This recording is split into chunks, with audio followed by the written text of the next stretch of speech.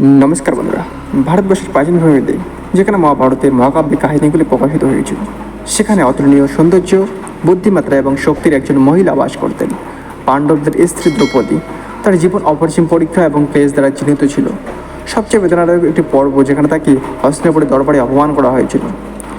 একটি ঘটনা যা শেষ পর্যন্ত কুরুক্ষেত্রের মহান যুদ্ধের দিকে নিয়ে যাবে। কিন্তু এই মর্মান্তিক ঘটনার বীজ বপন করা হয়েছিল পরবর্তী জন্মে, যেখানে তার উপরে একটি অভিশাপ দেওয়া হয়েছিল যা বর্তমান জীবনে তার ভাগ্যের মঞ্চ তৈরি করেছিল।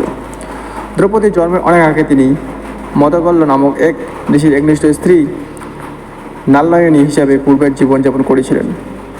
নারায়ণী যিনি ছিলেন অনুগত্য এবং কর্তব্যপরায়ণতার প্রতীক, সর্বদা অটল প্রতিশ্রুতির সাথে তার স্বামীর চাহিদা পূরণ করতেন।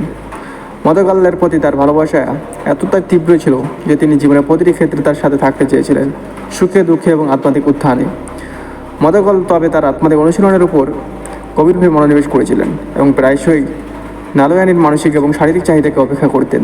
অতৃপ্ত বোধ করে তিনি তাকে বিবাহিত জীবনের আনন্দগুলি সম্পূর্ণরূপে উপভোগ করার বর দিতে বলেছিলেন।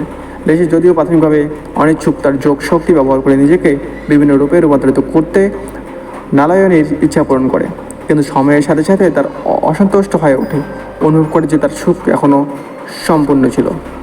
এই যে হতাশা ও আকুলতায় নারায়ণী অসাবধানতার স্বামীকে অভিশাপ দিয়েছিলেন, আপনি যেন এই জীবনে বা পরের জীবনে কখনো সন্তুষ্ট না হন।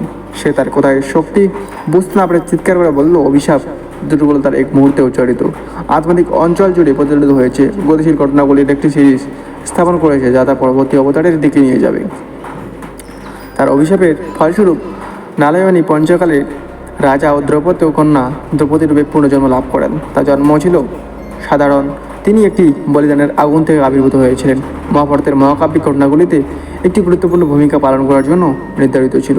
দ্রৌপদী একজন মহান গুণী ও সৌন্দর্য এবং বুদ্ধিমত্তার অধিকারী ছিলেন, কিন্তু তার জীবন চ্যালেঞ্জ ছাড়া ছিল না। 5 বান্ধবের সাথে দ্রৌপদীর বিয়ে ছিল। তার পূর্বজন্মে নারায়ণীকে প্রদত্ত করার পরের পরিপূর্ণতা। নারায়ণী এমন একজন স্বামী চেয়েছিলেন যে 5টি গুণের অধিকারী ছিল: ধার্মিকতা, শক্তি, অস্ত্রে দক্ষতা, সুদর্শনতা এবং প্রজ্ঞা।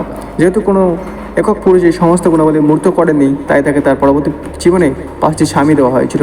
প্রত্যেকে এই গুণগুলির একটি অধিকারী ছিল। দ্রৌপদীর জীবনে সবচেয়ে মর্মান্তিক ঘটনাটি ঘটেছিল যখন পাণ্ডবরা পাশা খেলায় কৌরবদের কাছে দ্রৌপদী সহ সব কিছু হারিয়েছিল। দ্রৌপদীকে দরবারে টেনে নিয়ে যাওয়া হয়েছিল এবং চূড়ান্ত অপমানের শিকার হয়েছিল। পুরো সমাবেশ সামনে যার পোশাক খুলে ফেলার একটি প্রচেষ্টা ছিল, কিন্তু সেই ভয়াবহ ঘটনা কৌরবদের নিছক নিষ্ঠুরতা ছিল না।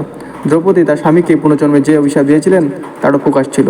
এটি তখন তিনি যে অসন্তোষ এবং হতাশা প্রকাশ করেছিলেন তা এই মুহূর্তের জন্য মঞ্চ তৈরি করেছিল। সেখানে তার সমস্ত মর্যাদা কেড়ে নেওয়া হয়েছিল। তবুও শ্রীকৃষ্ণের প্রতি দ্রৌপদীর বিশ্বাস আটক ছিল। দুর্যোধন তার বস্ত্র ত্যাগ করার চেষ্টা করলে তিনি শুদ্ধ ভক্তির সাথে কৃষ্ণকে ডাকলেন। জবাবে কৃষ্ণ হস্তক্ষেপ করেন, অলৌকিকভাবে তার শাড়িকে অসীম তরুকে প্রসারিত করেন, যার ফলে তার বিনয় রক্ষা হয়। এই ঐশ্বরিক হস্তক্ষেপ নির্দেশ করে যে কর্মফল শক্তিশালী হলেও ভক্তি এবং ধার্মিকতা এমনকি সবচেয়ে পুনর্নির্ধারিত ভাগ্যকে পরিবর্তন করতে পারে। দ্রৌপদীর জীবন পরবর্তী জীবনে ক্রিয়া এবং আবেগ বর্তমানকে কীভাবে প্রভাবিত করতে পারে তার একটি গভীর উদাহরণ। নারায়ণ হিসেবে তার অভিশাপ তার অপমানের ঘটনার দিকে পরিচালিত করেছিল, কিন্তু কৃষ্ণের প্রতি তার অটল ভক্তি নিশ্চিত করেছিল যে তিনি শেষ পর্যন্ত সুরক্ষিত ছিলেন। এই গল্পটি আমাদের শেখায় যে কর্মফল একটি শক্তিশালী শক্তি যা আমাদের অতীত কর্মের উপর ভিত্তি করে আমাদের ভাগ্য পরিচালনা করে। এটি অপ্রতিরোধ নয়। সত্যিকারের ভক্তি, ধার্মিকতা এবং বিশ্বাস আমাদের এমনকি সবচেয়ে চ্যালেঞ্জিং পরিস্থিতিতে মোকাবিলা করতে সাহায্য করে। দ্রৌপদীর জীবন আমাদের স্মরণ করে দেয় যে আমরা কেবল আমাদের অতীত কর্ম দ্বারাই আবদ্ধ নই, আমরা ঐশ্বরিক অনুগ্রহ খোঁজার এবং আমাদের ভাগ্যের গতিপথ পরিবর্তন করার ক্ষমতা রাখি। দ্রৌপদীর গল্প নারায়ণ হিসেবে তার পুনর্জন্মের অভিশাপে নিহত কর্ম এবং ভাগ্যের জটিল খেলার গল্প। এটি আমাদের চিন্তা ভাবনা, শব্দ এবং ক্রিয়াকলাপে মননশীলতার গুরুত্ব তুলে ধরে, কারণ তারা আমাদের ভবিষ্যৎ জীবনে গঠনের সম্ভাবনা বহন করে। তবে আরও গুরুত্বপূর্ণ, এটি দেখায় যে আমাদের পরিস্থিতি যতই খারাপ হোক না কেন, বিশ্বাস এবং ভক্তি তাদের কাটিয়ে উঠতে এবং বিজয়ী হওয়ার শক্তি সরবরাহ করতে পারে।